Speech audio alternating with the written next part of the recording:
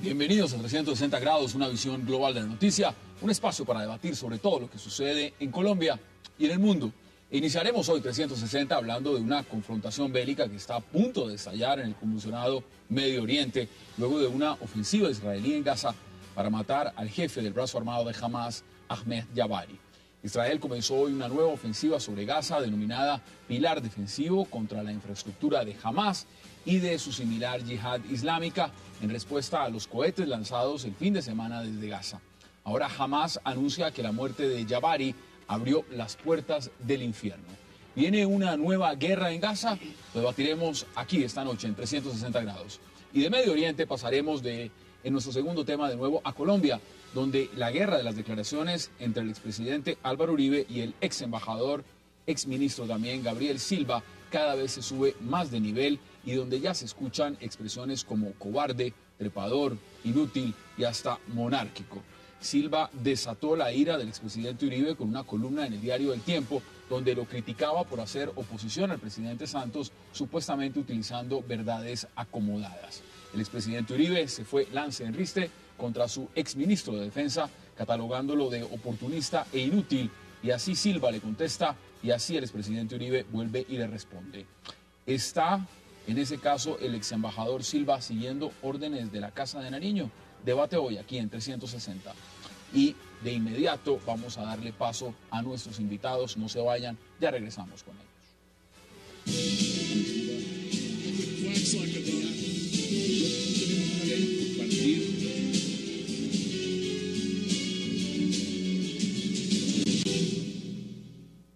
Controla con tus manos, selecciona, diviértete. Una experiencia Smart se vive con la mejor calidad de imagen Full HD 3D. Disfrútala con Samsung, el futuro de Smart TV ahora. Y demos de inmediato inicio a este debate sobre lo que ha significado esta nueva ofensiva del gobierno israelí en Gaza y por supuesto la ejecución de uno de los miembros del brazo armado de Hamas, Ahmed Jabari, por parte de fuerzas israelíes. Y para esto le doy la bienvenida al señor embajador de Israel en Colombia, Joel Maguen, y también a los analistas internacionalistas Marcos Pekel y Víctor de Currea. Señor embajador, qué placer que esté con nosotros esta noche. Muy buenas noches. Y caballeros, gracias por aceptar esta invitación. Gracias, Hassan. Con mucho placer. Bueno, miren, esto es en realidad una coyuntura en Medio Oriente que es el mismo conflicto que llevamos viendo, pero extensiones ramificadas. Embajador, ¿cuál es la posición en este momento de Israel frente a lo que está pasando en Gaza y efectivamente frente a lo que fue esta operación militar que dio de baja a este líder de Hamas? Bueno, en primer lugar, pienso que es importante aclarar que la ofensiva no fue israelí. La ofensiva comenzó hace 5 días, el 10 de noviembre, cuando los terroristas palestinos lanzaron un misil antitanque contra un jeep del ejército israelí, hiriendo de esta manera a 4 soldados. Desde entonces han lanzado más de 120 misiles contra poblaciones civiles de Israel, y el hecho es de que Israel ha restringido su reacción hasta el día de hoy, pero hay también un límite a la paciencia nuestra. Y hoy decidimos que no podemos tolerar más esa ofensiva, esos ataques terroristas por parte de Hamas y de otros grupos terroristas que existen en la Franja de Gaza, y decidimos pues poner fin a estos ataques. Víctor, ¿cómo lo vio usted? Hombre, el ataque y la ofensiva no empezó con los cadetes, empezó en 1967 con una ocupación. Si no somos capaces de hablar de ocupación, yo rehúso que hablemos de terrorismo. Es así de claro. B'Tselem, una organización israelí, ha contabilizado que por cada cohete de Gaza que sale con dirección al territorio de Israel, le caen 14 artefactos explosivos a Israel, a Gaza, a los palestinos. Yo creo que es un dato contundente. La segunda cosa que hay que mencionar es que los palestinos también tienen un límite a la paciencia. Cuando Israel, después de 60 proyectos de paz sobre la mesa en los últimos 60 años, ha dado algo a torcer, absolutamente para nada. Y valdría la pena que habláramos de terrorismo de Estado. De terrorismo de Estado cuando castigamos a la UNESCO y al presupuesto de la UNESCO, y de terrorismo de Estado cuando hoy el señor Lieberman amenaza con castigar el presupuesto de Naciones Unidas si en un acto absolutamente democrático y autónomo la Asamblea General decide aceptar como miembro a Palestina este 29 de noviembre. Una fecha clave que está jugando, por supuesto, en todo este marco. Ahora, yo quiero retomar algo que ha dicho el señor embajador. Él ha dicho Hamás organización terrorista. ¿En su opinión es una organización terrorista Hamás? A ver, jamás ha cometido actos de terrorismo, sin duda, no lo voy a negar, y jamás voy a estar de acuerdo con Hamás en el ataque a civiles, eso lo dejo claro. Ahora, Hamás está cubierto por el tercer convenio de Ginebra y hablan de organizaciones de resistencia armada. Mientras, a la luz del derecho internacional humanitario, actúen sobre objetivos legítimos, no se convierten en organización terrorista. Eso es una cosa elemental de derecho internacional. Marcos, le doy la salida inicial y luego el señor embajador puede intervenir cuando quiera también.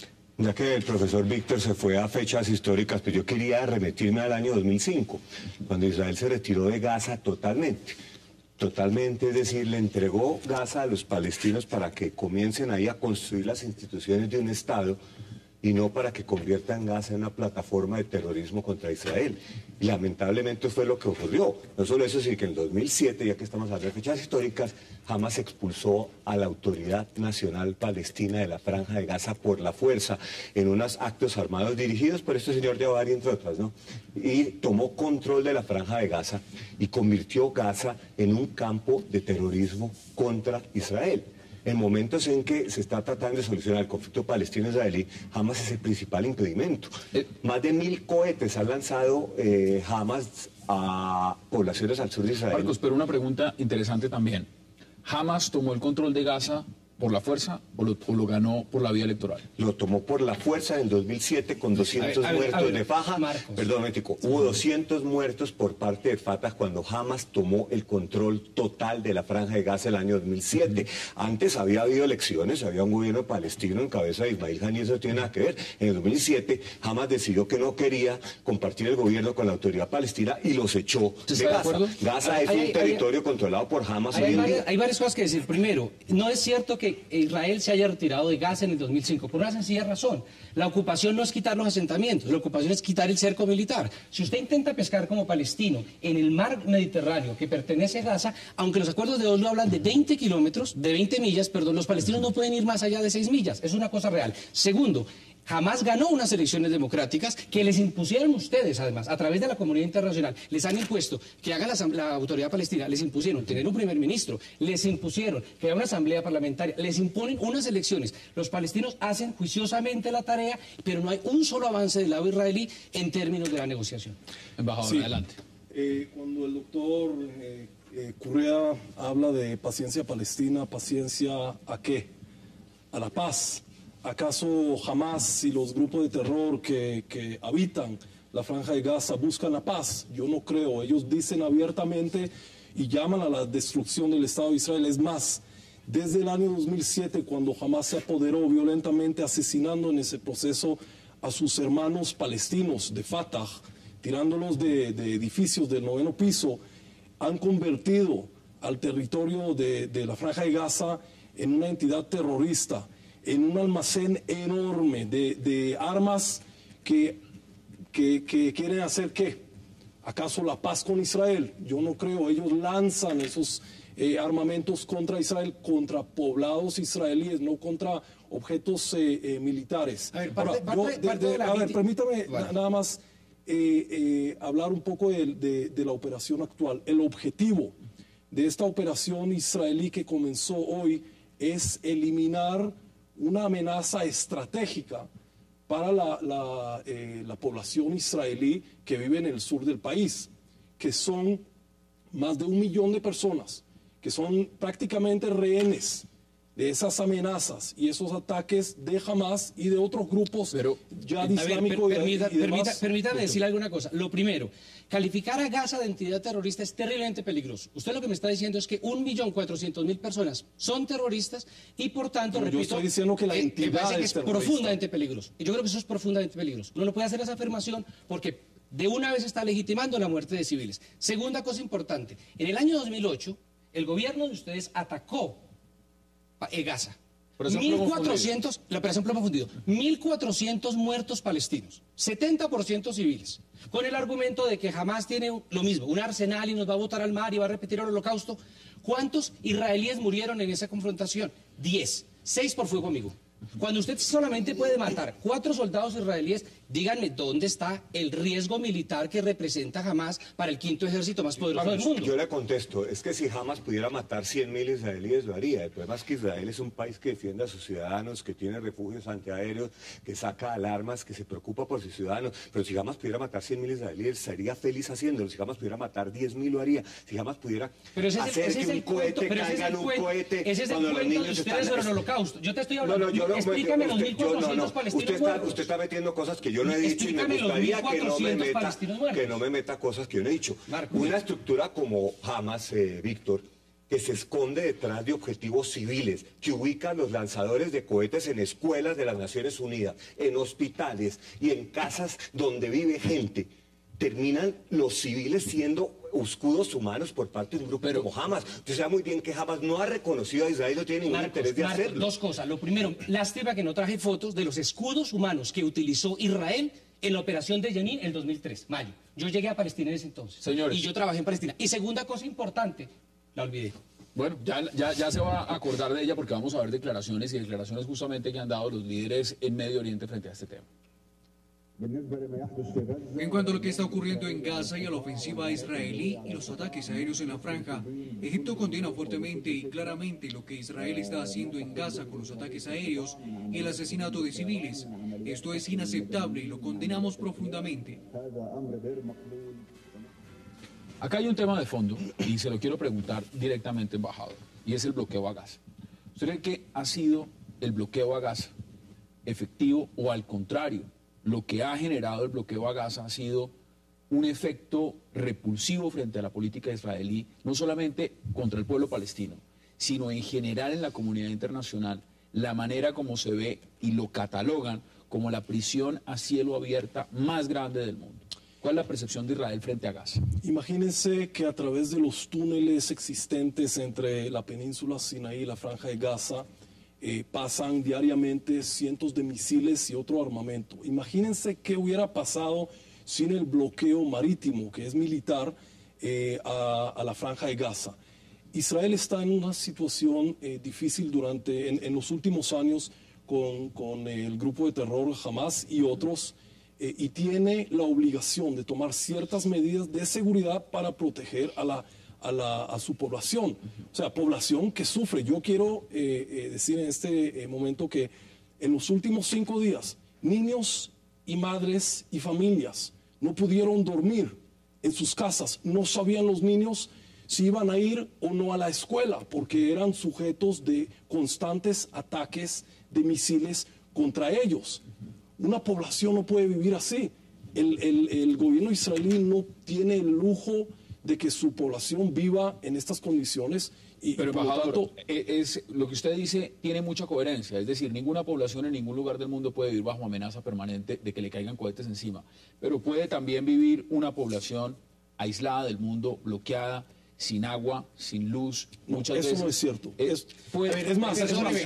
Mi última vez en Gaza, 80 medicamentos básicos, yo visité los hospitales, yo soy médico, no se conseguían medicamentos básicos, no se conseguían antibióticos básicos. Permítame, le digo una cosa, yo sería el primero en firmar ya por la paz y la seguridad del pueblo de Israel. Lo digo de verdad de corazón, sí, pero sin ningún problema, sin ningún problema. Pero como ciudadano también le digo que yo considero que los palestinos también tienen derecho. Preguntémonos por los niños de Israel, preguntémonos por los niños de Palestina que no están amenazados, que han sido asesinados en los últimos días. En estos días de ofensiva de Hamas contra Israel y de respuesta israelí contra Hamas. Y es contra Hamas, no contra los niños. Y los muertos que vemos en televisión civiles. Nosotros hacemos todo lo posible para que la población civil palestina no sea afectada. Los palestinos hacen todo lo contrario. Apuntan contra la población civil. Es más, los cruces terrestres entre Israel y la franja de Gaza permanecen abiertos, de manera que se puede seguir pasando alimentación, ayuda humanitaria. Controlada. Eso no es cierto. Eso Eso no es cierto. No, eso no es cierto. Yo he visitado Gaza. Bueno, estamos hablando de hoy, pero estamos hablando de ahora. Mire, varias cosas. La primera, lo que está buscando Israel con el asesinato del líder de Hamas tiene nombre propio. Están buscando torpedear el proceso en el cual la autoridad palestina le va a pedir a Naciones Unidas que el 29 de noviembre reconozca a la autoridad palestina. Segundo, el embajador acaba de decirlo, mantenemos un control militar sobre Gaza, por tanto reconoce el bloqueo. Y lo tercero, creo que Israel tiene que estar consciente. Bloqueo marítimo, dije. Eso, bloqueo marítimo es parte de la ocupación. Marcos. Bueno, yo quiero decir varias cosas. Uno, pienso que lo que Israel está buscando es restaurar su poder de disuasión. Creo que los palestinos se tomaron muy suave el hecho de que pudieran lanzar cohetes y que Israel no reaccionara y de que pronto la reacción de Israel no era así. Pienso que Israel está buscando su capacidad de disuasión para que terminen los ataques con cohetes y la disuasión Marcos, se busca por con eso, un golpe contundente. Por eso voy a la pregunta del bloqueo, porque sabemos efectivamente que esta medida, digamos, de un ataque selectivo, pues es una política que se puede implementar.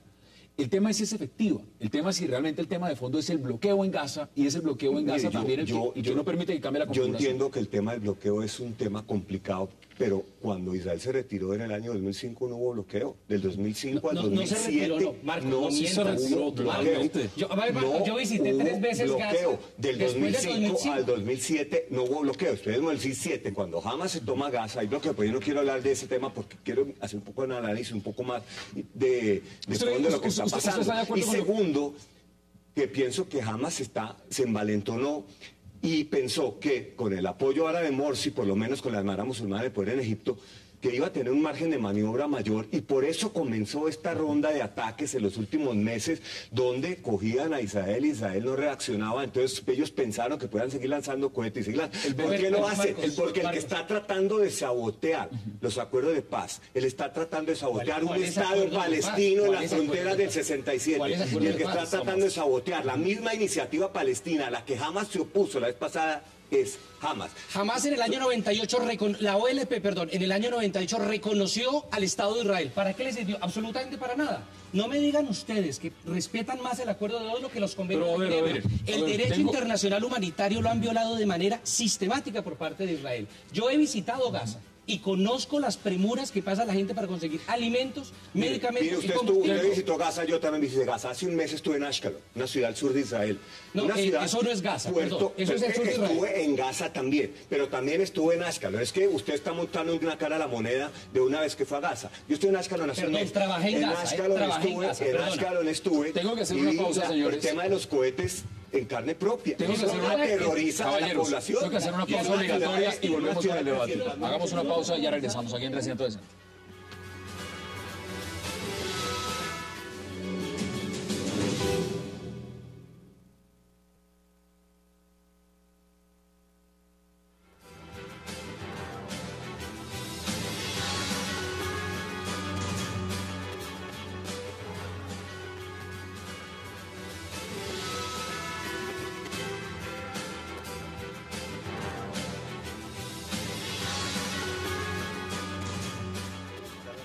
Regresamos al 360, esas son las imágenes justamente del operativo que dio de baja, que ejecutó a este líder de Hamas. Embajador, usted quería hablar. Sí, el doctor de Correa mencionó el tema del proceso en las Naciones Unidas. En este sentido, me gustaría aclarar que Hamas está muy en contra de la solicitud de los palestinos de convertirse en país no miembro en Naciones Unidas. El hecho también es que Israel no tiene ningún tipo de presencia en la Franja de Gaza, ni militar ni civil. Israel evacuó 18 asentamientos en el año 2005 y desde entonces no tiene presencia y no queremos volver a la Franja de Gaza.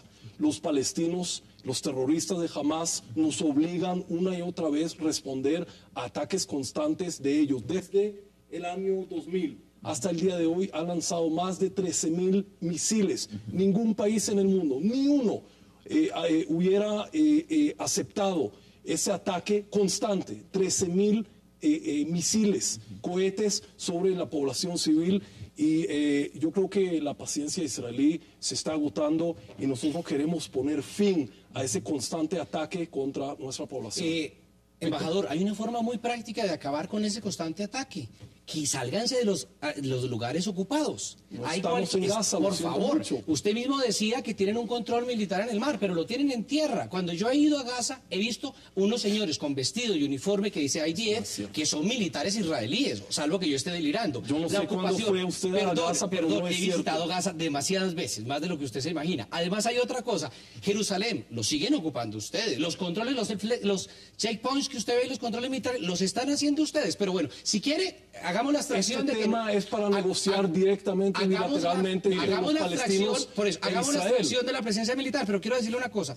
Mañana, el sábado hay reunión de ministros de la Liga Árabe. Acaban de retirar al ministro de Israel, el embajador de Egipto, lo retiraron de Israel. Y además de eso, el Consejo de Seguridad acaba de reunirse. Ojalá en este momento Israel sea por fin, en muchos años, sometido al derecho internacional. Y todas esas resoluciones del Consejo de Seguridad, que son por decenas, que no se han aplicado. Mire, acá hay un tema de fondo. Veamos repercusiones. Veamos lo que significa futuro, Marcos, porque realmente esto es un conflicto que lleva ya varias décadas. Lo que estamos viendo es ramificaciones. Esto es una nueva ola de violencia. En el marco lo que puede significar en esta coyuntura en Medio Oriente de primavera árabe, donde ya no es el Egipto de Mubarak, es el Egipto de un islamista como Morsi, que ha dicho también y le acaba de decir a Israel que una nueva ofensiva sobre Gaza no será tolerada. Como lo decía Víctor, que acaba de llamar a consultas a su embajador. Cuando hay unas fechas importantes tanto para los palestinos como el 29 de noviembre que piensan pedir este reconocimiento parcialmente a la ONU, por lo menos de Estado observatorio, pero también cuando sabemos que hay elecciones generales a principios de enero en Israel, donde la coalición de gobierno de Benjamín Netanyahu también juega cartas. ¿Cuáles son las repercusiones? Bueno, primero empecemos diciendo esto, Hassan, que mientras Hamas no reconozca a Israel y no esté dispuesto a negociar con Israel, la situación va a seguir igual. Hamas va a ser un obstáculo absoluto para cualquier intento de negociar la paz.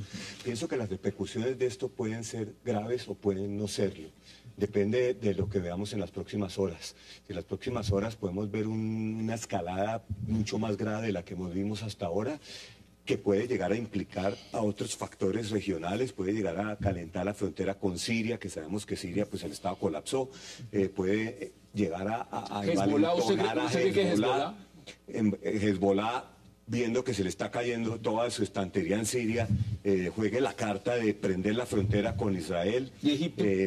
En Egipto pienso que Morsi está bajo muchísima presión. Yo pienso que Morsi va a hablar mucho hace poco, porque no tiene libertad de maniobra de un momento a otro romper relaciones con Israel o atacar militarmente a Israel. Morsi depende de Occidente, depende del Fondo Monetario, depende de sus relaciones con los países árabes. Los países árabes no están interesados, ningún país árabe, ni Arabia Saudita. Yo quiero darle la palabra, algo interesante que usted ha dicho. Usted dice, aquí hay un tema de fondo y es que Hamas tiene que reconocer a Israel. Usted lo ha dicho. Pero ¿cuándo Israel va a reconocer la legitimidad de Hamas en Gaza? Cuando Hamas reconozca a Israel. ¿Cuándo van ustedes a reconocer la ocupación? Porque a toda hora viven diciendo que son territorios en disputa, son territorios, estoy hablando del lobby judío y estoy hablando de Israel, así de claro. Porque es imposible entender la magnitud internacional de Israel sin entender el papel del lobby judío, que no es cualquier cosa. Aquí hay declaraciones, y quiero que las veamos, porque embajador también quiero que usted pueda intervenir, veamos las declaraciones justamente del primer ministro de Israel, Benjamín Netanyahu. Hoy hemos enviado un mensaje claro a Hamas y otras organizaciones terroristas. Y si es necesario, las fuerzas de defensa de Israel están dispuestas a ampliar la operación. Vamos a seguir haciendo todo lo posible para defender a nuestros ciudadanos. Víctor, usted quería intervenir. Sí, quería decir que el Egipto de Morsi también tiene una paciencia.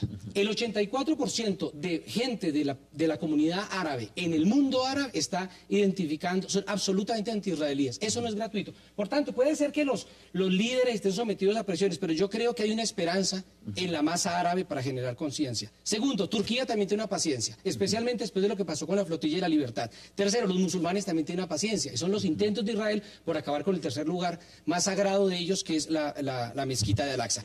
El gran temor que tiene Israel es el siguiente: si Palestina es aceptado como miembro observador de Naciones Unidas, le permite acceder a la Corte Penal Internacional. Y eso necesariamente... Un operativo de eso sería contra un Estado, prácticamente.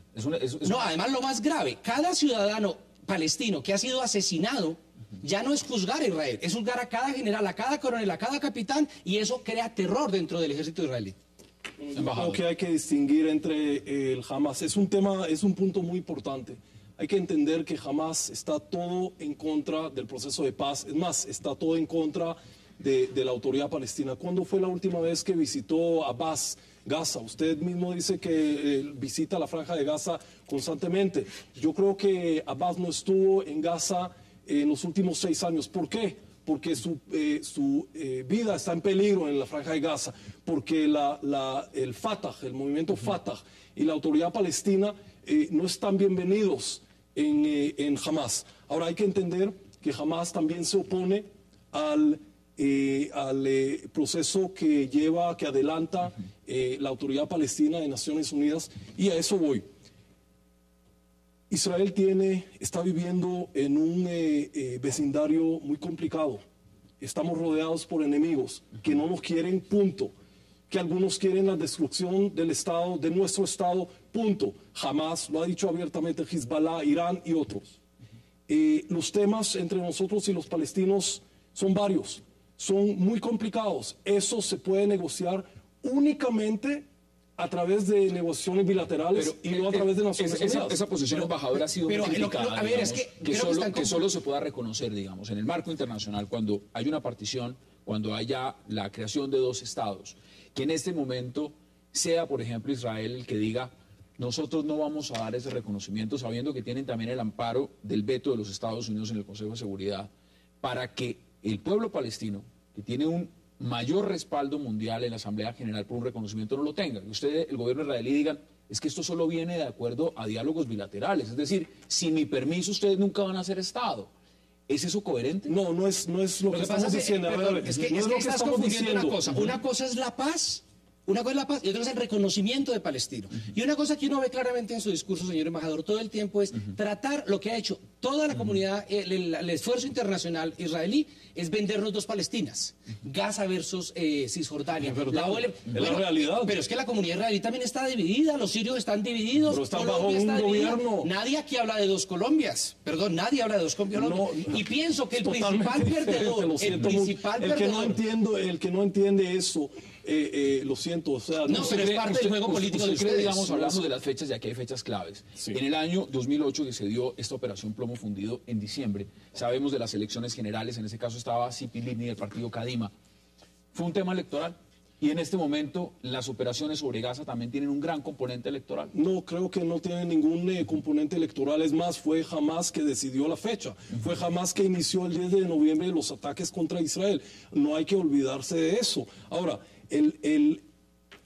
las negociaciones entre Israel y los palestinos dependen de los dos, no solamente de Israel. Y el logro, el establecimiento de un Estado palestino no es el propósito de esas negociaciones. Es uno de los objetivos, pero el objetivo principal de esas negociaciones es resolver el conflicto entre Israel y los palestinos. Estamos de acuerdo, pero usted me está diciendo es que la comunidad internacional tiene que someterse a la voluntad de Israel para aceptar un miembro en plena comunidad. Y la segunda cosa, me gustaría que mencionaran sobre las amenazas que acaba de hacer Lieberman, en el sentido de que si Palestina presenta la solicitud el 29 de noviembre, derrocará la autoridad palestina, le cortará recursos que aporta a Naciones Unidas y congelará Víctor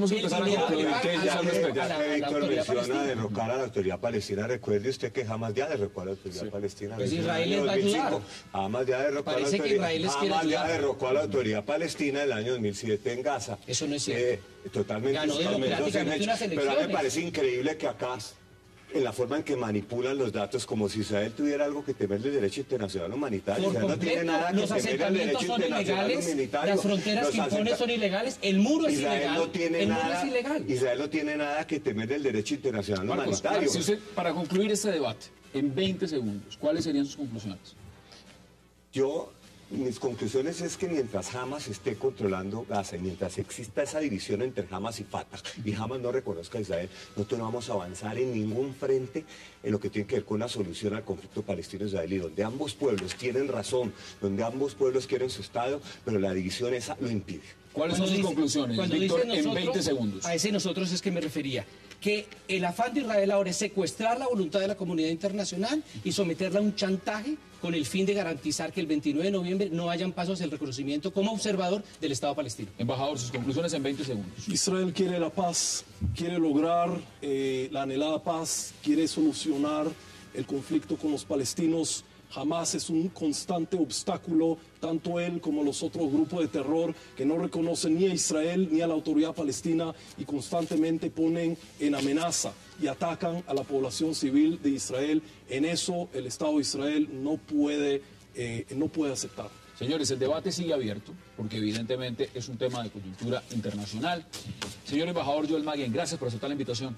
Gracias. Víctor Correa, gracias por aceptar la invitación. Y Marcos Pecker, gracias por aceptar la invitación. Un placer, Hassan. Vamos a hacer una pausa y al regreso entraremos a debatir un enfrentamiento que se está dando en Colombia entre un expresidente y un exministro. No se vayan, ya regresamos. Muchísimas gracias.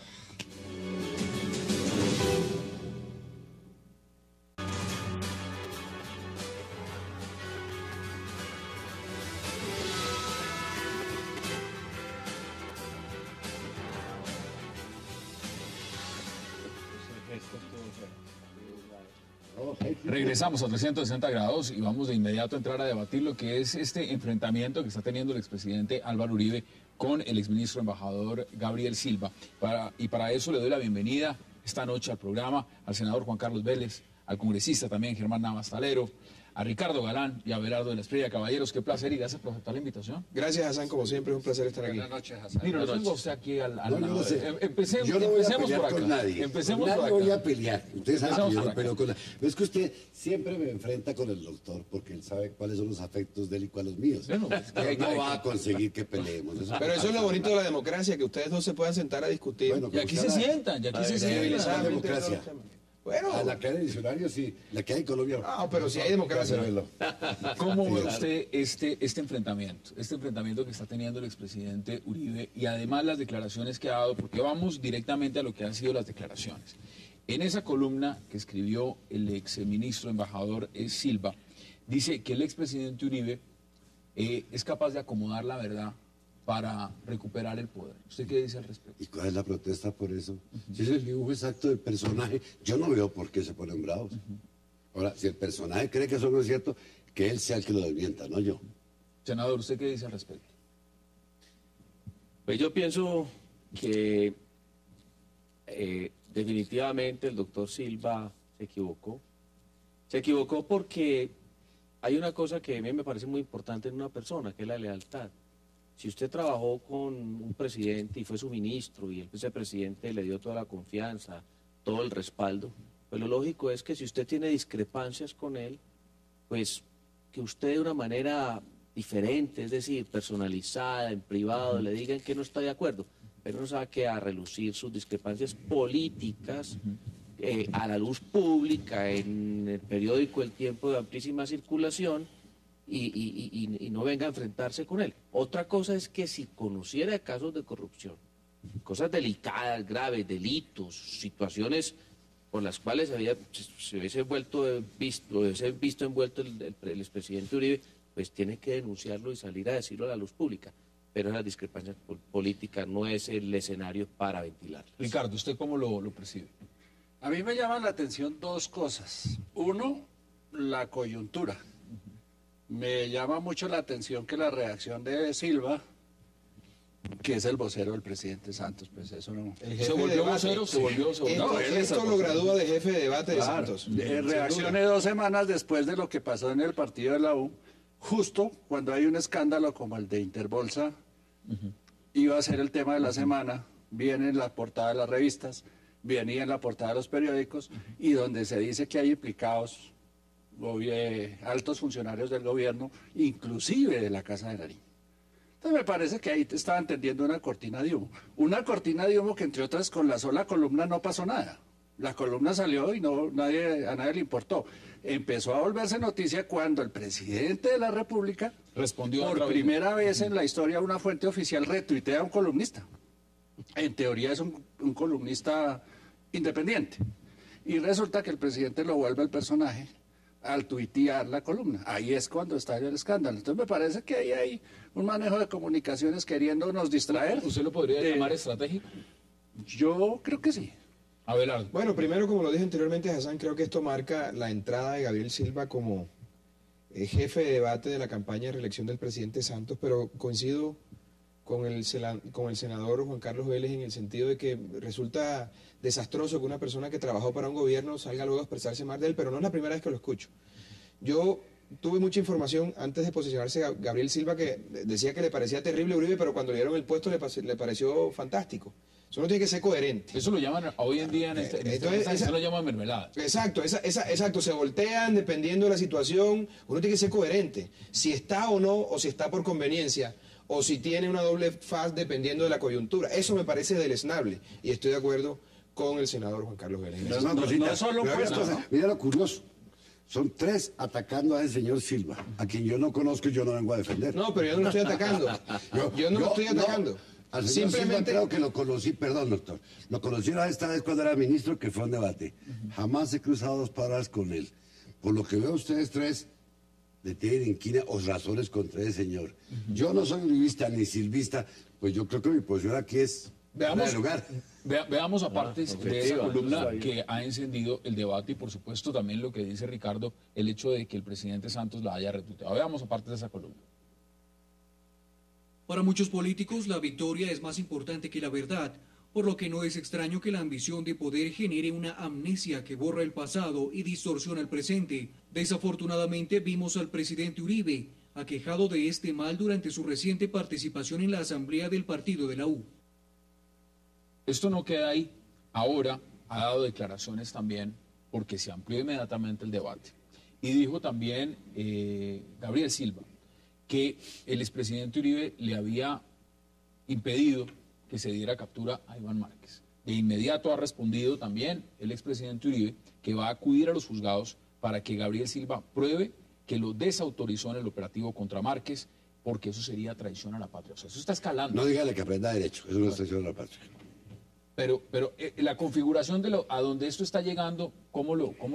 Es que me estaba cayendo en cuenta de otra cosa. Gabriel Silva es columnista novato, esta es la segunda columna que publica. No, lleva como 5 ya. Lo van a volver el más leído a punta de aprovechar la imagen de Uribe. Bueno, pero si lo hicieron ministro de Defensa y lo hicieron embajador de Washington, ¿fue buen ministro? ¿Por qué no lo harían presidente de la Federación de Carreteros? Yo no me atrevería a calificarlo, realmente no conozco si fue bueno o mal ministro.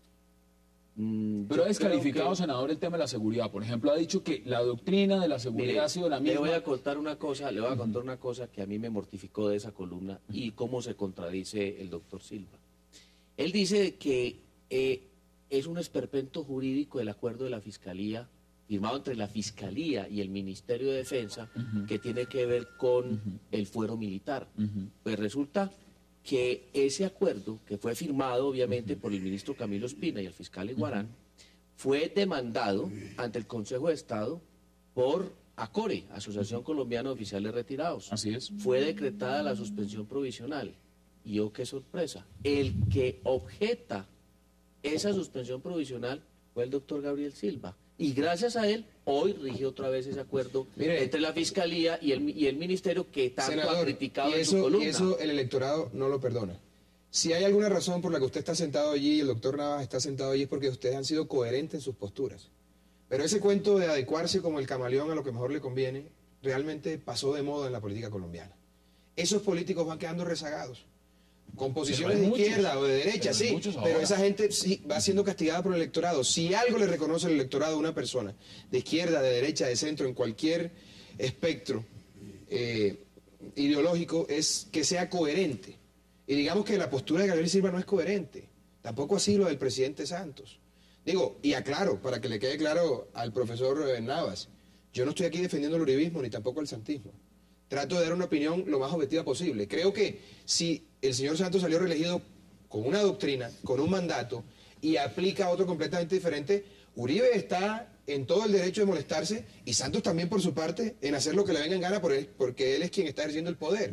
Eso hace parte del juego democrático, pero lo que no puede seguir ocurriendo es que no haya coherencia en los políticos. Yo le voy a decir una cosa, no es cierto, tal vez usted peca, ¿verdad?, de creer que la incoherencia la castiga el electorado. No. En un país donde los votos se compran por toneladas. No, estoy de acuerdo, pero a cierto nivel sí, a cierto nivel sí. Que han salido casi con el número acá. casi con el número ahí. Y uno decía, este tipo no lo reelige nadie. Y van y lo reeligen. Pero usted lo reelige y no se gasta un peso en la campaña, no, porque no, es porque la coherente. gente me quiere. Eso El día que prueba. no me quiera, No, mire, pero es pues. coherente, es coherente. Por eso lo Acá hay reeligen. una coyuntura. Mire, Ricardo, están diciendo los liberales que asumió justamente la jefatura de debate de Santos. ¿Necesita el presidente Santos en este momento escuderos? Pues sí, porque va a lanzar una campaña de reelección. Él no va a poder hablar políticamente, no va a poder cazar peleas como la que tiene que cazar, porque es que la imagen de Santos es inversa, es dependiente directamente de la imagen de Uribe.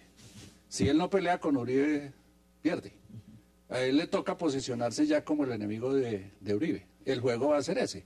Es Uribe de un lado, marcando la posición entre otras, porque es la única posición que hay. No, los medios el polo democrático es oposición. Ahí el sí medio, le pido, el polo ahí sí le es, pido el polo mesura. es, el polo Pero es oposición, fíjense que iba a pero pensar pesa, que el Polo y Uribe iban a estar en el mismo lado de la pero pesa o oposición. no Dos pesa. oposiciones distintas. Pero son oposiciones. Pero están del mismo lado de la balanza.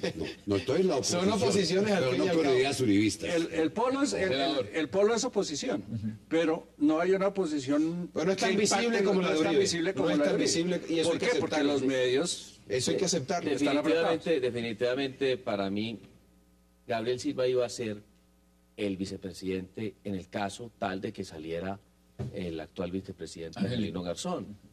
Yo no veía otra persona para ocupar ese Muy cargo. popular esa fórmula, Toda por esa cierto. Esa Esa fórmula Santos Silva muy popular. No, me parece de mucho arraigo popular. pero era Esa fórmula. para llevarlo ahora, esa es la sensación que O sea, yo ellos tengo, han porque es trabajado que juntos toda la cuando vida. uno hablaba ya en los pasillos del Congreso y miraba cuál podría ser el sucesor de Angelino Garzón, definitivamente todo el mundo les Pero señalaba. fíjense era ustedes la paradoja, al Hassan, doctor la gran Silva. paradoja es, Uribe ha sido víctima de su propio invento.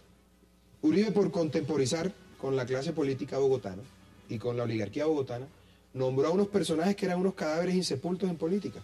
Los revivió y ahora es víctima Mire, de esas mismas personas a las que ayudó. Vamos. Perdóname, Bueno, es que Uribe ya estaba vamos. llamado a renovar la clase política. La mejor gente de este país está en la provincia, en el ostracismo, y nadie la conoce. Gracias por lo de los bogotanos. Entonces, vamos. mire, vamos a hacer una pausa y ya entramos a debatir ese punto. Entre lo que ha dicho Abelardo de la Estrella. Hay aviones. Hagamos una pausa y ya regresamos. Llegó a Colombia Fonte Celta, el agua mineral más pura. Fonte Celta, enriquecida con solidaridad.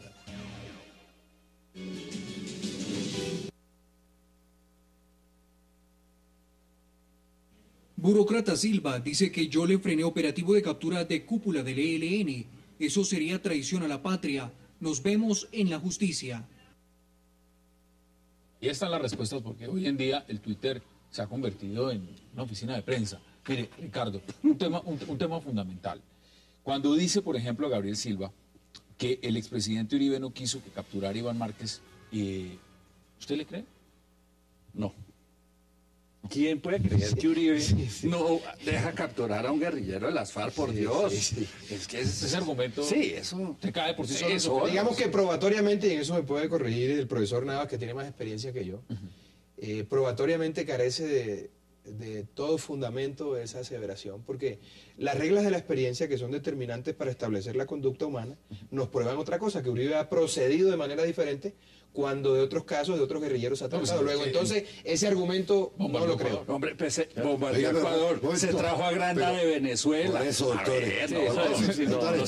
Eso no es nada creíble, Tampoco pues. es San Uribe, ¿no? Porque... No, yo estoy de acuerdo con usted, pero fíjese. Ya lo ratifica, entonces póngale allí. Nadie está diciendo eso. Nadie está diciendo eso. Doctor Navas, Simplemente vea, que yo estoy de no acuerdo, crean pero ese tan punto es ingenuo. importante. Yo no creo que Uribe sea el santo que sus amigos dicen que es, pero tampoco es el demonio que dicen que es la oposición. Lo que pasa es que este es un país de extremos. Nosotros no decimos que me es demonio. parece, sí. Decimos de él lo que vemos. Me parece que es tan humano como cualquiera y que se ha podido equivocar, pero que también hay cosas buenas o no. Pero en la política se hacen tantas cosas que uno ve. Yo recuerdo, yo fui a un tratamiento médico a Cuba hace unos 3 años, siendo presidente Álvaro Uribe.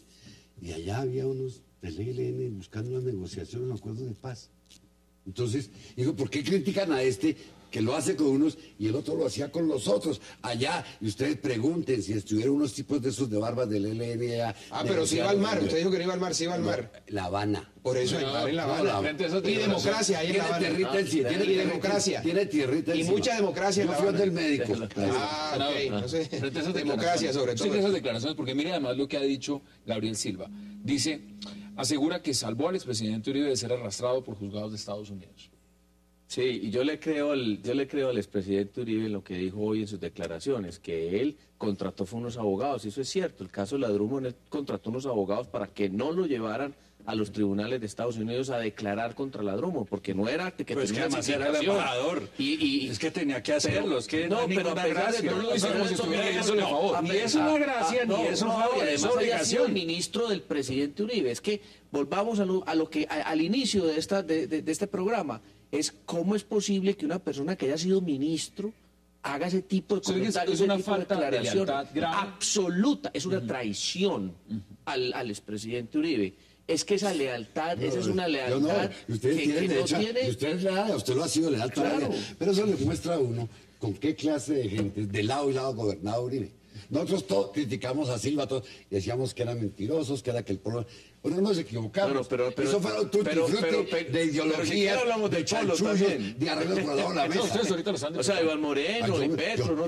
es que le quiero contar una cosa. Yo no- También como los chanchullos de Bogotá. Es lo mismo. yo se lo acepto. Yo no La política es como la mafia. Mi sensatez El está- que entra bueno sale malo, para No, sostenerse no. tiene que ser más malo. No, Esa es la política. Eso no es No, cierto. perdón, Eso no es cierto. Porque yo En conozco- general, hay excepciones como usted. conozco al querido doctor doctor, Robledo, por supuesto. que ha llegado limpio y permanece limpio.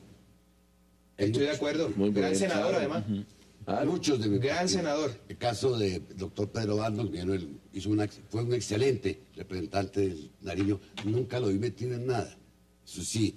No, entonces, no puede usted. No, en absoluto. Como absoluto. Nada en la vida es absoluto. Mire, en todas partes se cuecen un principio habas, filosófico. doctor Por eso, pero no se puede No sean tan radicales que ustedes son. No se puede También hacer. tienen de Es que eso. yo- También hay malos no hable allá. de Pero ustedes. Yo soy ese- oposición y he sido no, independiente. qué acomodado. Ahora es oposición después de que disfrutaron los 4 años de Lucho, los 4 de Samuel, entonces ahora se declaran en oposición. Una cosa. Muy cómodo. Pruebe que cuando cualquiera de estos cómodos. fue alcalde, me dieron alguna vez ahí en la alcaldía. Pues Pruébelo. no necesita ir a la No, alcaldía pero para no, demostrar sí, una pero posición no, política. Pero ¿Cuántos no, debates no. le hizo usted a la corrupción de Samuel Moreno en la Cámara de Representantes como representante de Bogotá, que es ni uno? Bueno, no alce la voz. Entonces, porque el micrófono No más da preguntas, suficiente. su señoría. Creo que esa pregunta es ¿Dónde estaba la labor fiscalizadora del representante de los bogotanos en la Cámara cuando se estaban robando a la ciudad? Ni un debate, ni una ¿Quiere que le denuncia. cuente ¿O una dónde cosa? están los Así es. titulares? ¿Quiere que le cuente una Ah. cosa? Señor, es que yo no tengo titulares porque no tengo amigos en la prensa. Ah, sí. Ustedes Ah, deben no, recordar- fácil. Ahora entonces es que no tiene amigos en la prensa. No, hizo el debate. usted la razón. El parlamentario es muy buen abogado, ¿eh? Dejo constancia de eso.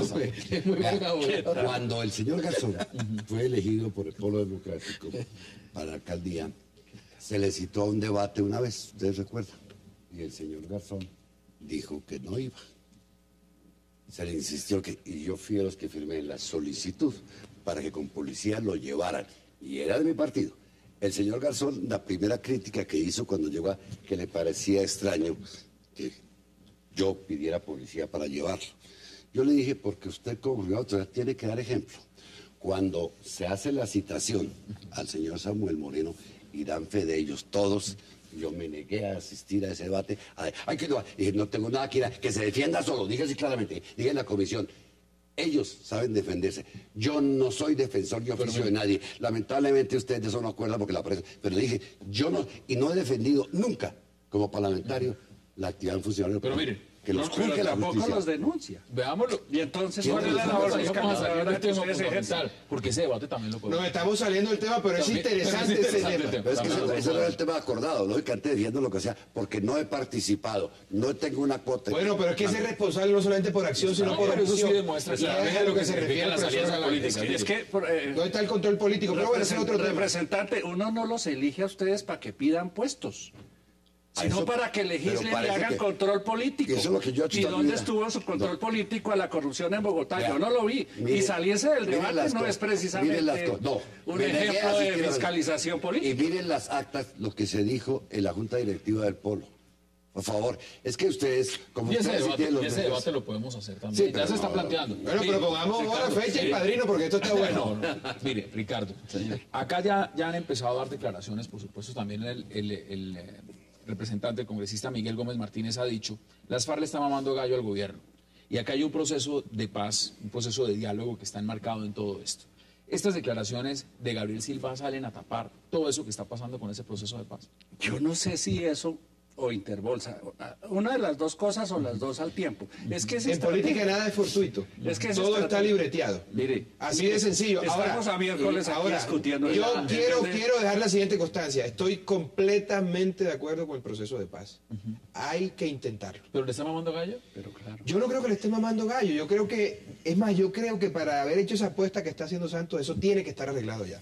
Si no, se equivocó. Pero venga, yo le explico. De tal manera que creo que debe estar arreglado ya. Hablando de esas suspicacias y ese tapen, yo tengo una preocupación. ¿Por qué aplazaron el inicio de los diálogos para el lunes? ¿Ustedes por qué creen? Pienso yo, a veces no piensa como mal. Pues yo le creo al presidente. Es el día del fallo de la Corte Internacional de la Haya con respecto a San Andrés. Hay muchas cosas. Son muchas cosas las que están en la esta mesa. columna Interbolsa. Es que tiene lo que dice Ricardo Galán, es cierto. Y el fallo que va a ser el lunes, eso va a ser desastroso para el gobierno. Eso va a ser una cosa durísima. Y claro, para el tapen, para que el impacto del fallo no sea tan fuerte. Pero la verdad es que en muchas regiones del país el Estado no existe. Yo Yo no soy santista, nunca lo he sido, pero sí lo acompaño en el proceso de paz. Mire, yo también eso lo acompañamos todos. Yo también. A pesar de la ingenuidad con la que lo está manejando. Yo también. Antes su encuentro. Es que llevan 70 años. En eso estamos de acuerdo. Hay discusión. Señores, vamos a seguir hablando del tema y por supuesto le vamos a agregar otro elemento. Hay periodistas que aspiraban a que se encontraran estos abrazos. Pero no estamos de acuerdo con un proceso. ¿Cuál es el problema que Timochenko vaya al Senado, vaya al Congreso? Bueno, eso ya lo vamos a discutir. Vamos a hacer la pausa y ustedes lo ponen sobre el tapete. Hagamos esa breve pausa.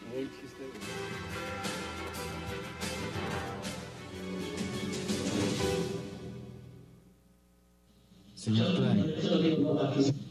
Decir una cosa adicional, señor. Adelante, señor Klein. Además, han pasado ya 24 años del momento en el que estuve trabajando con esta gente. En ese momento se trataba de personas que tenían 18 años aproximadamente y hoy son señores de 40 y tantos años. No es que yo no quiera identificarlos, simplemente no puedo identificarlos y vuelvo nuevamente a recalcar que no es falta de voluntad de identificarlos, sino simplemente me resulta imposible porque no he estado frente a ellos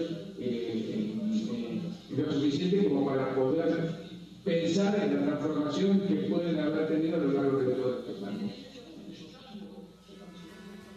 Regresamos a 360 grados. Aquí hay otro tema que no puedo dejar de preguntarles a Abelardo. Yair Klein, libre, dando declaraciones desde Israel, diciendo que aquí todo el mundo sabía del tema de los paramilitares. Una vergüenza. Un personaje que ha confesado ser el entrenador de los primeros grupos paramilitares, el auspiciador, está protegido por su país, aquí no pasa nada. Se burlan de una solicitud de extradición de Colombia. ¿Por qué no se traen a ese bandido a que declare aquí? Es que es una cosa increíble que este señor haya podido evadir la acción de la justicia. Hoy una propuesta interesantísima de los liberales en el Senado. ¿Lo quieren oír en el Congreso? Claro, yo apruebo ya, para que de una vez a la salida lo esposemos y lo llevemos a la cárcel. Fantástico. Pero traigámoslo ya. No, ellos lo quieren oír, doctor. No especulemos. No lo escuchamos. Lo quieren oír a través de una audiencia de esas. Y yo no soy liberal, pero entiendo que... No, él los quiere llevarlo al Pero lo que hay que exigir es que lo traigan a que pague la condena que tiene encima. Usted es abogado, doctor. Usted también es abogado. No sé. Es lógico. Él está en su país y su país no lo va a extraditar. Nosotros exportamos a Pilar para Panamá. Aquí la queremos juzgar y no nos la envían. Se autoexportó el comisionado de paz, Restrepo. Sí, pero ellos no están dando declaraciones en procesos allá. Bueno, porque es que no es diferente. Cuando uno da declaraciones y sabe que no asume ninguna responsabilidad, no, porque él no lo va a... No, eso lo que muestra es que afuera nadie nos toma en serio como país. ¿Es eso? Nadie nos toma en serio como país. Nadie nos toma en serio como país. Jurídicamente, doña Pilar en Panamá, en su condición de asilada, no puede intervenir en política y en declaraciones políticas. El señor Restrepo, donde esté, pues no las va a dar para que no sepan dónde está. En cambio, este sujeto está en su tierra, es la patria de él, de donde no puede ser extraditado. Entonces, por eso... Pero, a ver, ¿no está de acuerdo con que no comparezca la justicia colombiana? Pero a mí me está dando declaraciones... No, estoy de acuerdo.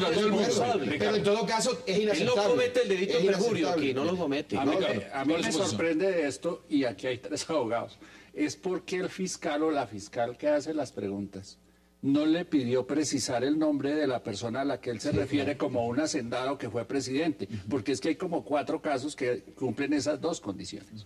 Sí, lógicamente que... No es uno solo. Si yo hubiese sido 4 hacendados que han sido presidentes. Si yo sigo siendo... ¿Cuáles son los hacendados? Qué bueno saberlo. Me acuerdo de Alfonso López. ¿Hacendado? La libertad. El escándalo de la Hacienda de la Libertad. Claro. No, pero eso usted es muy joven. Cuando, Sí, cuando usted no, perdón, ¿No hay un caso más reciente? Cuando usted vino que acá, sí. no estaba López, ya era presidente. Los últimos presidentes, todos han tenido finca y han sido presidentes. Sí, pero no, hacendado Todos, no incluido el era. actual. Ya López hace rato ha salido. No, pero mire, mi experiencia como abogado, ¿qué me indica? En eso me pareció inteligente hoy el ¿Qué me presidente indica? Santos que dice que diga quién es. Y lo he porque él visto. está metido Hay en una el fábrica proceso. nacional de testigos. ¿Cómo lo Los pueden dudar testigos, también? los testigos. Leyes en Colombia, Grave. ¿volvió a la fórmula? Grave porque digamos que hay ciertos funcionarios judiciales inescrupulosos que van direccionando las declaraciones de las personas que interrogan de bandidos como este tipo Klein, que ojalá venga a Colombia si ha sido tan varón y si ha sido tan duro, ¿por qué no se presenta? Y entonces van direccionando esas declaraciones para acomodarlas a unos intereses políticos. Ese cuento, después de 20 años, que salga a decir eso, tiene todos los visos de un montaje judicial. Total. Eso es inaceptable, eso no puede seguir haciendo carrera. Mire, es una persecución política contra el presidente Uribe. ¿Qué le pasa a ver acá? Pues que yo no lo veo así, porque es que no es el único que cumple las presidente Uribe ha condiciones. estado que sí, que no va al Senado, que no sé qué, y cada vez lo van arrinconando más estos opositores políticos al expresidente Uribe. Las circunstancias, como lo digo la semana pasada, serían las únicas que lo llevarían a encabezar una lista del Senado. Y todo está dándose para que cabece la lista del Senado. Ese senador Uribe metería 30 o 40. ¿Eso le gustaría? Claro, excelente. Yo con él no me he visto sino a la vez que fuimos 30 o 40 senadores y le daría duro a los otros partidos políticos. Mire, Entonces pues los que le están me haciendo la gustaría guerra a verlo en el él y los que lo están tratando de arrinconar, después van a ser víctimas de su propio... Veamos más declaraciones de lo que dijo Jair Klein. Para esto, el Ejército y el Ministerio de Agricultura decidieron vender ganado para lograr obtener mis servicios. Eso me obligó a estar en Colombia durante una semana más, esperando recibir el dinero correspondiente. Para esto, el Ejército y el Ministerio de Agricultura decidieron vender ganado para lograr obtener mis servicios. Ricardo, ¿qué dice usted? No, estaba tratando... Bueno, buenísimo saber quién era el ministro de Agricultura. Gobierno de Barco. ¿Quién era el ministro de Agricultura en la época de Barco? No sé. Sí, es que es muy importante ser ministro.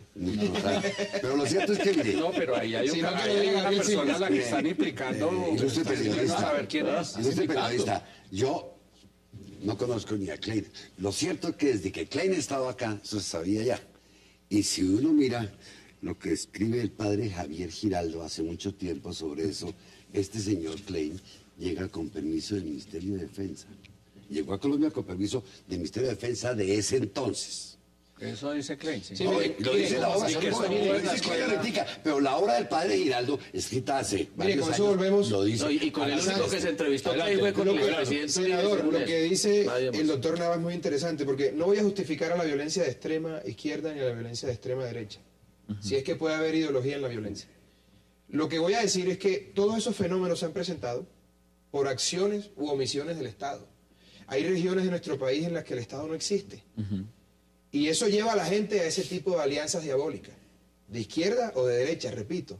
Pero el gran culpable aquí, a quien hay que hacerle un juicio simbólico un día, es a la ausencia del Estado, que ha permitido a ciencia y paciencia que todo este tipo de fenómenos desastrosos se hayan proliferado en nuestro país. Usted conoce la historia. Mire una cosa, cuando mencionan hoy al general Farugianini como colaborador de al montar las autodefensas en Magdalena Medio, si ustedes, claro que el general ya murió, pero a él se le estaba investigando. Se extinguió la acción penal. A Farouk se le estaba investigando precisamente por las conexiones con este. Pero este señor está salpicando... No, es que, perdóneme, porque es que no podemos... Yo quiero hablar de la historia. En los procesos que había contra Farouk Giannini, estaban pendientes esos cargos a que este sujeto se refiere hoy en día. Luego él no está inventando. Eso ya tiene soporte, como le digo, una obra del padre Javier Giraldo está... Pero los testigos a veces mezclan mentiras con verdades. Es que a eso me refiero a hablar. Una persona como esta que es un delincuente, es un mercenario que está en Israel, sobre el cual ya no hay proceso en Colombia, murió el proceso. Es decir, se salvó de esa parte, inexplicablemente pasó el tiempo. Ahora, la gran pregunta es, ¿pueden los delincuentes convertirse, los mercenarios, los violadores, cometen crímenes de lesa humanidad, sentarse en otro país, a tildar a dedo, a distancia? Eso no se necesita estar en otro país. Aquí andan unos bandidos en la cárcel negociando testimonios contra todo lo que se les atraviese con tal de conseguir beneficios. En los Estados Unidos les están dando toda la tecnología para que hagan lo mismo. Y la diferencia... No, espérense. Y la televisión nos está poniendo como testigos de la historia de Colombia a los Pero la diferencia del señor narcotraficantes. Klein con nosotros es que el señor Klein puede decir todas las mentiras que quiera. Él puede jurar lo que quiera, pero nunca va a ser responsable del delito de perjurio, nunca va a ser el responsable de haber dado falsos testimonios, porque como no lo pueden extraditar acá, lo pueden procesar aquí en Colombia por decir mentiras. Esto es una finca para Israel. Pero no lo pueden estar procesado, hasta donde tengo entendido. Pero no lo pueden está condenado. No, pero entonces él puede decir no negaron su pero no tiene ninguna extradición. consecuencias. Claro que si una persona aquí en Colombia, un testigo, empieza a decir cosas que no son y que no corresponden a la realidad, bajo la gravedad del juramento, y hace acusaciones bajo la gravedad del juramento contra otra persona, pues puede ser procesado, condenado y llevado a la cárcel en este país. Podrá ser procesado, pero condenado. Conozco casos así. pero también... Sí, senador, pero usted lo planteaba. Ya el Partido Liberal dice que lo quiere escuchar en el Congreso.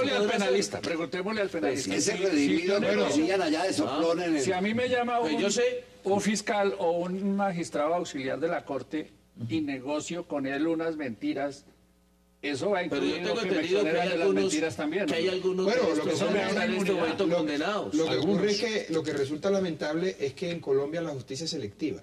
Por ejemplo, solo por poner un ejemplo, ¿cuántas menciones hay sobre el ex vicepresidente Francisco Santos de vínculos con la autodefensa? Y no ha pasado nada. Si esas menciones fueran contra mí, ¿qué habría pasado? El presidente Santos, está documentada una reunión del presidente de la República, hoy presidente de la República, con el señor Carlos Castaño cuando la crisis del 8000. Sí, ¿qué ha pasado con eso? Entonces, la justicia aquí es selectiva. Y eso es grave porque eso genera más violencia. Pero entiendo que los que acusaron al senador Velasco, creo que, según se lo entendí en algún debate en la comisión que lo mencionó, bueno, eso fue un cartel de testigos lo de Velasco. Por eso, pero los condenaron. Se cayó mentiras. Pero sí, quien incurre en esa actuación, evidentemente está frente a la comisión de un delito que se conoce como falso testimonio. Pero bueno, cuando hay concupiscencia con las autoridades para obviar esas mentiras, pues no tienen consecuencia penal alguna. Como fiscal apretado al que le están pidiendo resultados todos los días, puede hacer un negocio. Pero que la ley sea como todo el mundo. ¿Está este gobierno interesado en traer a Jair Klein? ¿O no creo? No, tampoco. Desde que el tipo se fue a Colombia, salvo el gobierno. Allá la ley es para todo el mundo. Allá la ley es para todo el mundo. Aquí todo el mundo en contra del presidente Uribe, inmediatamente le ponen, conozco casos y lo ponen un megáfono. Pero aquí todo el que dice, yo tengo una acusación contra el presidente Uribe, ahí mismo le pasan el megáfono. Diga, hable. Yo no sé, hay una cosa... Yo no sé. Mire, senador, yo he asistido a diligencias que han sido suspendidas. Yo he asistido a diligencias que han sido suspendidas porque el testigo se siente mal. Y al regresar, el hombre empieza con un libreto preparado por los mismos funcionarios judiciales. Mire, el peor delincuente de todos es el funcionario judicial que, prevalido de su poder, viola la ley para perseguir a una persona. Ese es el peor bandido de todos. Y aquí hay así. Aquí hay así. Pero no exactamente el caso de Klein. Esto es bueno que lo aclaren ellos, no nosotros. Bueno, los liberales, ya quieren tenerlo acá en el Congreso. ¿Cómo llegó aquí? ¿Cómo permaneció? Entonces lo que tienen que atar es, este sujeto allá, desde Israel, hace esta imputación, ubiquémosla quién era, pero no lo descartemos. por el hecho de que tengan ustedes muchos afectos por el expresidente Uribe, no es descartable. No Es es que a Clay descartable. no lo trajo Uribe, eso estaba pensando. Pero Estaba el gobierno de Turbay. Lo trajeron antes. Tenemos que hacer nuestra última pausa y ya regresamos para seguir debatiendo. Hagamos esa pausa y ya volvemos.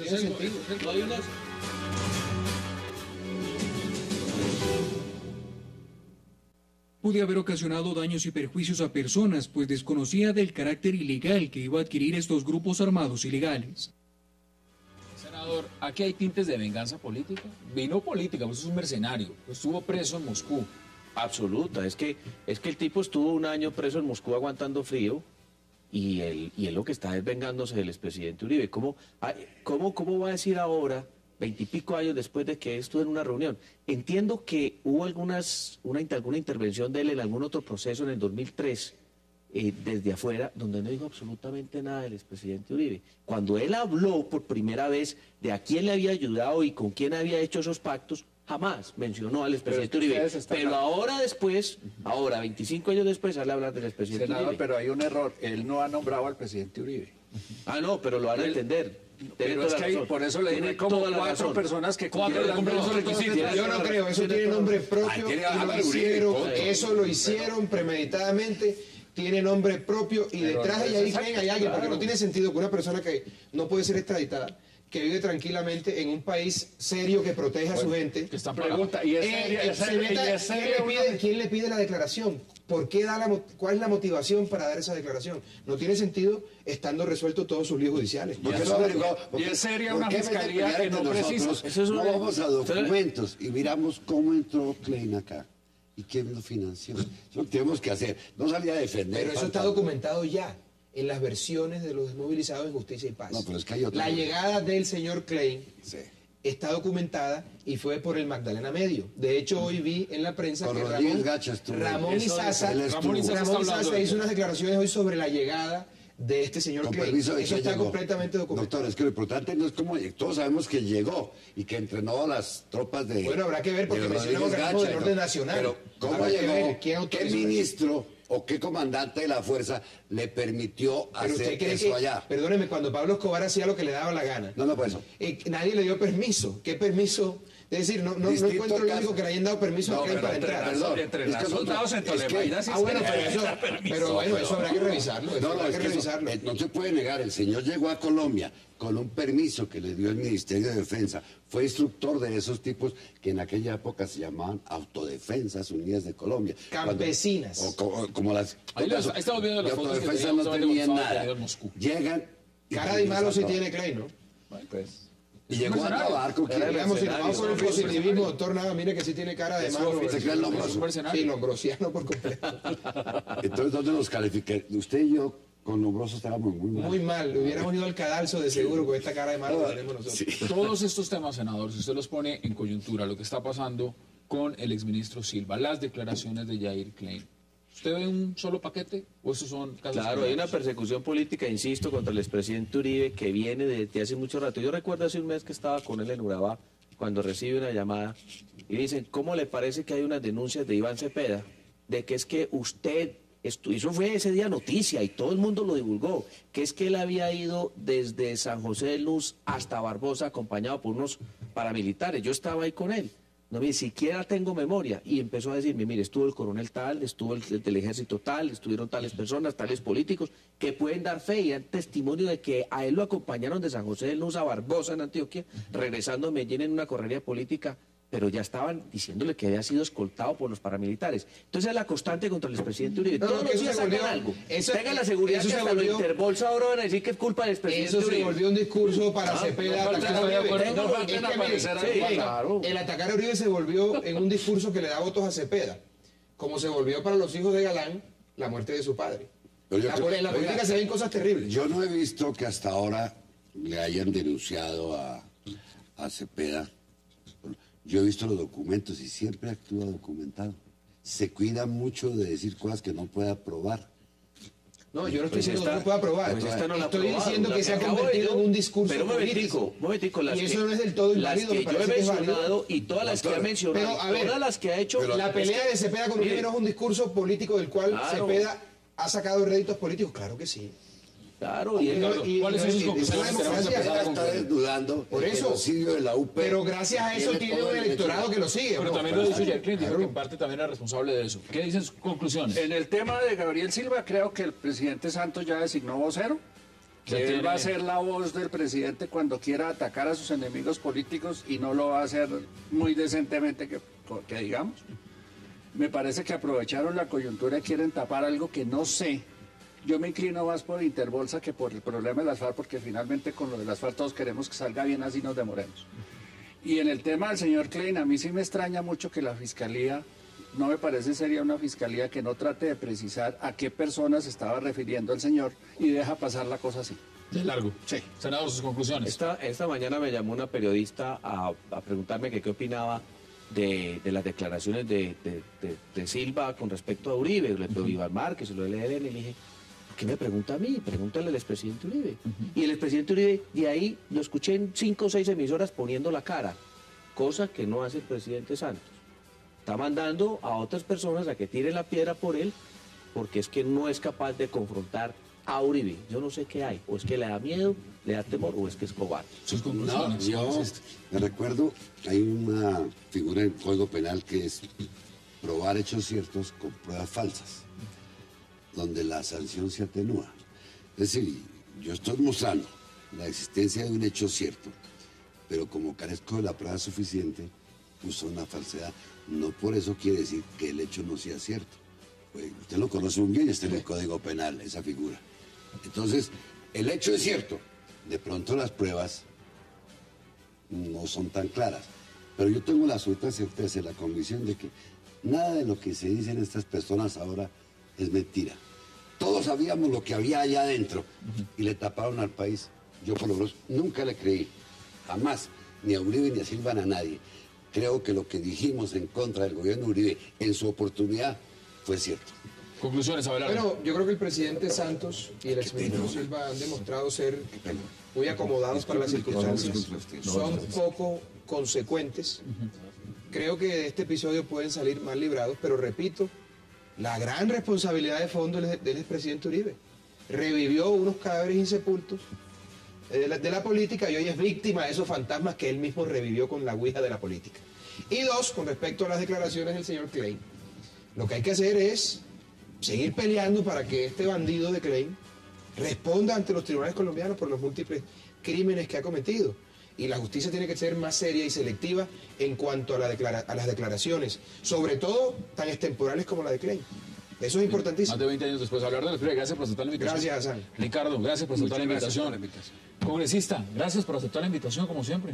Pero la próxima vez tráigame para discutir algo que yo conozca. Es que todos son amigos del presidente Uribe menos. No. Yo Ustedes soy, conocen a Silva, yo no. yo soy abelardista, no uribista. Y a ustedes, gracias por acompañarnos. Tenemos esta mañana aquí a la misma hora en Cable Noticias 360 para seguir debatiendo la agenda política de Colombia y del mundo. Hasta una próxima oportunidad.